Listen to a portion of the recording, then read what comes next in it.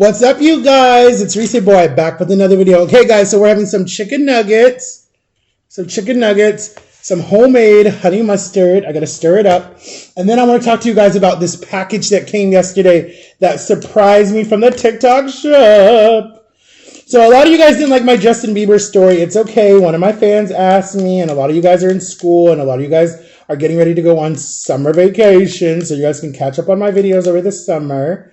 But, all right, so now we made it. Look, guys, you can see it. That's homemade honey mustard with real honey bees, okay? Honey bees, okay? They made it, okay? This is no store-bought stuff. This is actually honey made from the honey bees, okay? And I just added some mustard from the store, but I don't even know what real mustard tastes like. Is that real mustard? I don't know. All right, so we got that. All right, let me show you. Okay, so this is called Dave's Sweet Taffy Candy. This is the peanut butter chocolate that I've been eating, guys, because you know I be loving my peanut butter. Let me show you guys the inside of it. This is the peanut butter. That's what it looks like inside, okay? And then this is the this is rum one. This is the rum one. Okay, and they sent me a box of all of them, guys. This is literally the box of all the flavors. And they're arrayed right now on TikTok shop, guys. They're $14.99. Go get them on my TikTok shop. And let me know what you guys think. They're cheap, and they're perfect Mother's Day's gift. They're perfect Father's Day's gift, because Father's Day is in June, too. So go get you guys some Dave's Sweet Taffy. Sweet something taffy. Okay, but anyways, it's taffy. It's so good. All right, so we're going to talk before your boy gets interrupted, because I know my son is going to call, but it's okay, because, yeah, I don't care. Anyways, I don't mind when he calls. It's fine. So I've been eating these two. I've been eating the peanut butter is my favorite, and then I've been eating the one with scotch in it. See the little wine bottle of scotch? All right, so let's say grace. Dear God, bless us for in Jesus' name. Amen. All right, so these are... You are perfect. That song does in my mind. These are chicken nuggets from... Why is it so bright? These are chicken nuggets from Aldi's. Okay, so we're going to see how they are, okay? I don't really like the texture already because it feels very grainy to me. And I guess I'm just a picky eater.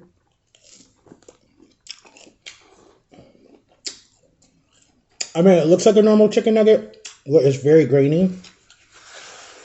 Okay. So I want to share something with you guys, okay? I want to share something with you guys, okay? We're going to talk.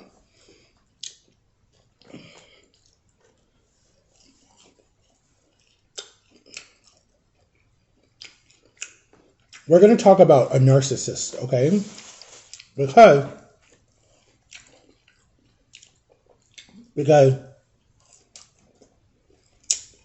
I was raised by a narcissist, and then I have cousins that are narcissists, and I have siblings that are narcissists. And I think I have it a little bit, maybe. You would have to ask my son whenever he's willing to do YouTube. But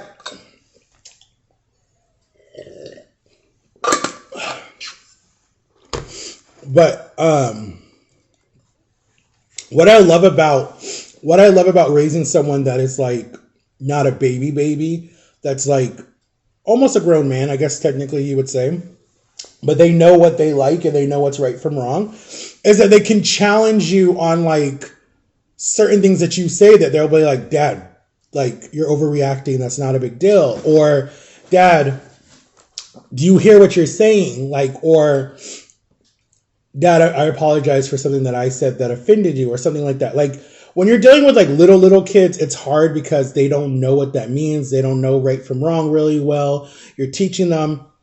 But you guys don't know, because a lot of my fans have teenagers and a lot of my fans are teenagers. You know,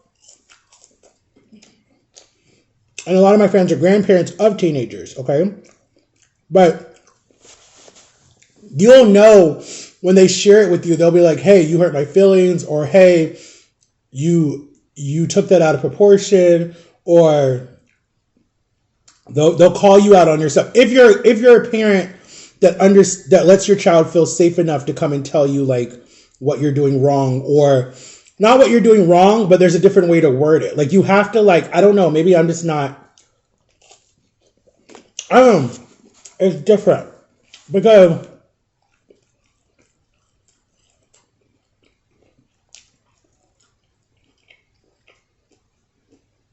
how do I explain it? Like I've raised a lot of people's kids. I've helped raise a lot of people's kids.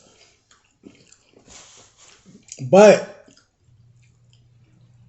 I wasn't on the phone with them constantly. I wasn't talking to them every single day. I wasn't spending time with them. You know, so it's not like I could really raise them. I just saw them when I saw them, you know. But like,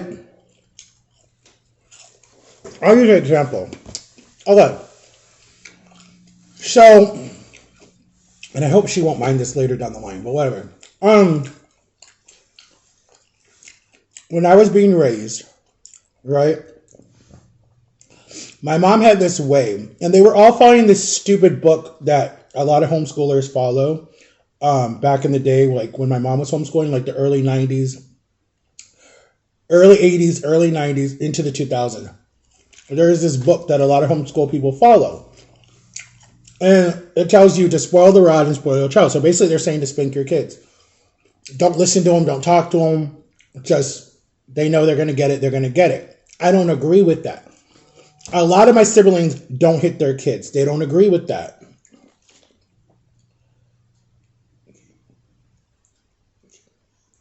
Okay. A lot of my siblings don't believe with that. Okay? We've talked about it. We'll talk about that in another video. Let me know if you guys want me to talk about my takes on spanking kids or not spanking kids, or spanking in general. Let me know if you guys want me to talk about that. But anyways, when you're raised with a narcissist, they don't ever apologize. They don't know how.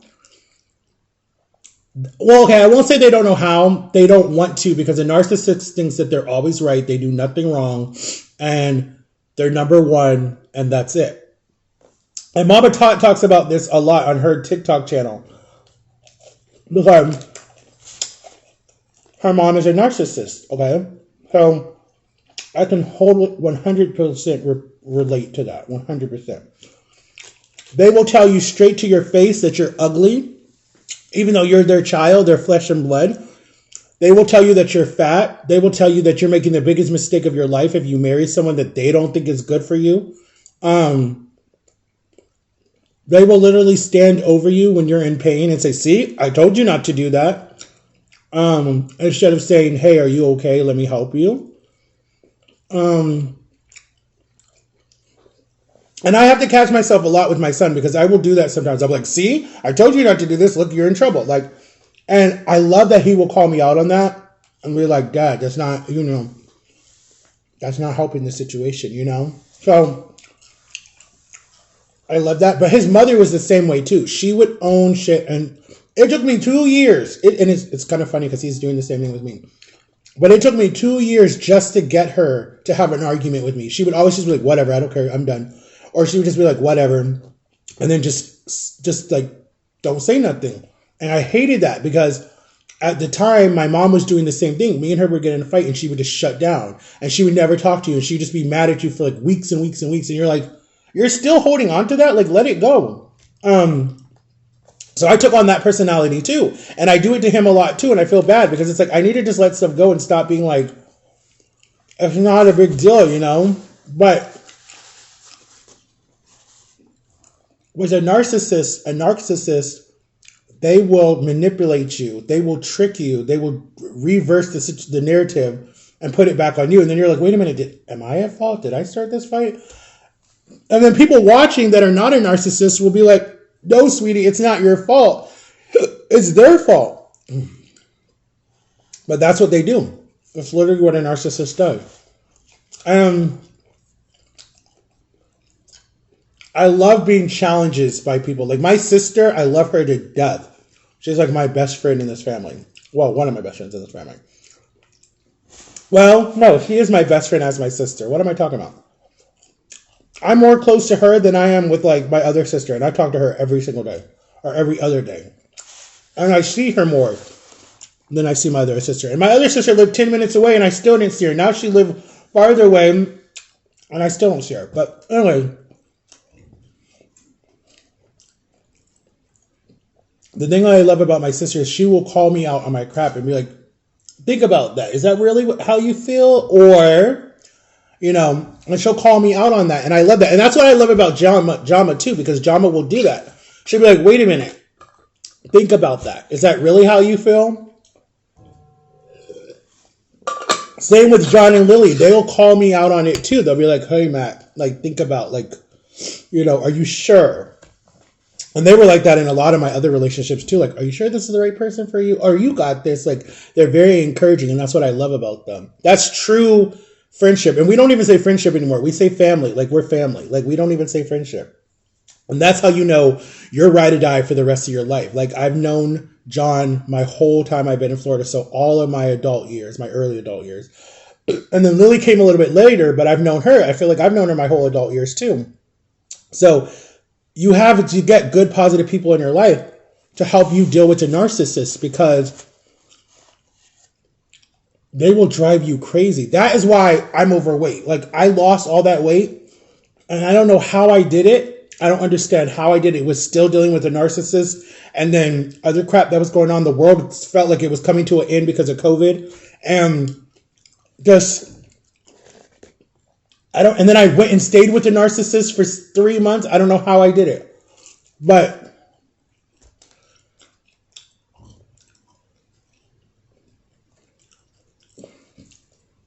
I mean, hello, look at me. I just ate my feelings again. Like, I didn't turn that into, well, I'm lying because what I did was I turned it into under eating. I turned into almost an anorexic. Honestly, I almost turned into an anorexic because I was not eating at all. And I got super, super, super, super skinny. You can see it in my early YouTube videos from 2020 up. You can see how skinny my face is. You literally can see my cheekbones, how skinny I get. And my lips are like humongous and my nose is long. I got super, super like skinny because I just was not eating, because I was like, hell, I'm losing weight and I look good. You guys are lucky that I bounced back. Even though I didn't bounce back good, I still bounced back. But yeah, like, I can't wait to write my book. I really cannot wait to write my book, because I'm not going to hurt people. Like, I'm not going to hurt people, but I'm going to talk about experiences that I've went through in my life. Like, actually, definitely all the abuse I went through, like 100%, because you can help other people that are in abusive situations right now. I don't believe that you need to put your hands on a child if you want a child to obey. I don't believe it. I'm sorry. I don't. Because some kids, and I've had a lot of friends like that, and I think I was like that too. It doesn't work to beat the crap out of your kid. It's not going to get them to obey. It's just going to make them more scared of you. And you're going to add trigger to them for the rest of their life, because certain things will just, like noises, scents, smells, being scared of the dark. Like, that can do different stuff to people if that was different punishments of how you punish them. Like, I remember, for me, a lot of the punishments that still stick with me is like, I'm claustrophobic in small places because I was tied to a bunk bed and left all night long. I remember I don't like the noise that the belt makes when you pop it, because I was beat with the belt a lot. I don't like a cane because I was hit with a cane. I don't like baseball bats because I was hit with a baseball bat. I remember I was scared of the dark until I was probably like, I want to say probably like 16, 17, probably like 16, 17. Because my sister, I forgave her for this, but this was her way of punishing me and my brother. When she was mad at us or we did something bad, she would lock us in the basement and tell us there were ghosts down there, and then lock the door. And the basement would be like pitch dark, right? And it was really scary if you were down there by yourself.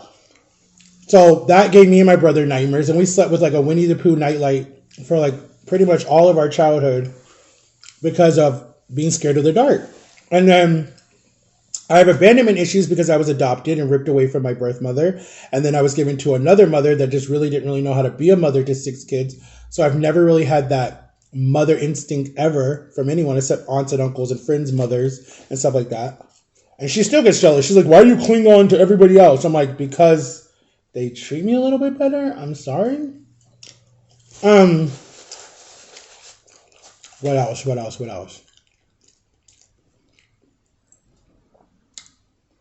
There was something else that triggered me. What else was some of my triggers? Oh, being made fun of. Being called gay bothered me so much because my brother literally would torture me with that when he learned what the word meant when we first moved to Florida. Every single day it was, you're gay, you're gay, you're gay, you're gay, you're gay. Like, he just loved teasing me about it. And then he had all these things that he thought I was like, whatever it was. I mean, I never did anything to make him think I was gay, but he did it. He tortured me with it. And now to hear it from my own kid, it's like annoying, but it's whatever. I guess God was getting me ready for that.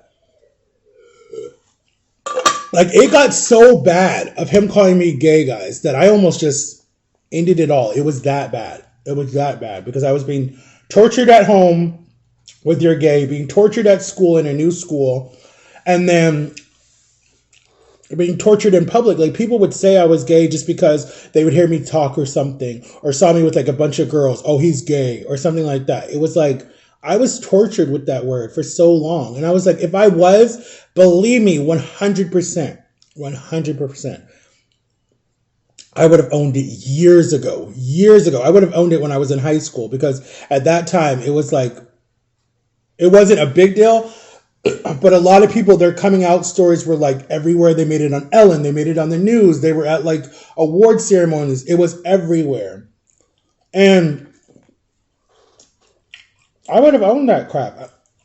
One, it would have got me kicked out of this so religious family. I would have been happy. I'd have been like, freedom. Like, I would have owned it. But, and believe me, my YouTube would have had my coming out story if I was that way. Like, I mean, I have no shame if that was me. Like, that is your choice, and I don't shame anybody that is. But to be harassed about it, literally harassed about it. Like, it's a felony, honestly, right now. It's called, what is it called? I forget the title of it, but it's a felony to do that to people. It really is now, because of the transgender and all that different stuff. It's a felony now. It's a hate crime. It's a hate crime. You literally will go to prison for that. It's a hate crime to do that to people and taunt someone so much to the point where and I've seen it. I've seen it on TikTok. I've seen it on YouTube. The person was bullied so much because of, they liked Britney Spears. They liked designing clothes. They liked cutting hair. They liked doing nails. All of how society's turned everything gay. It's like, oh my God. But anyways, dealing with a narcissist is, and then a narcissist that thinks you're gay, oh my God, that's like hard as hell to deal with. But like, my parents have never said that, thank God. But like, other people have said that to me, and I'm just like, I have tough skin, because there were times where that was such, it just destroyed me. It destroyed my faith. It destroyed everything about me. So, look at my son is calling me. He's calling me. Can you guys see that? He's going to wait, because I called him earlier and he didn't answer. He's going to wait. He won't bad, but he can wait. But yeah, guys. Good, he stopped. He's gonna get so mad, because he'll see this if he watches my videos. But yeah, like, you have to be careful dealing with the narcissist, because you could marry a narcissist. Your mother-in-law could be a narcissist. Your own mother could be one. Your father could be one. Anybody could be one. Even your kids can become one later, because it's hereditary from the father and you didn't know that. And you're like, oh my God, like, what am I raising? It's really scary. It's really scary. But yep, that's my take on narcissists. We're 19 minutes in. Let's make it 20 even, guys. I didn't even finish all my nuggets. I don't really like them that much. And I bought a big bag. Ugh, I gotta finish up. The fries are good. I like the French fries, but I'm not big on the nuggets. The nuggets, they don't slap. Bye, guys. Love you. What the hell? Bye, guys.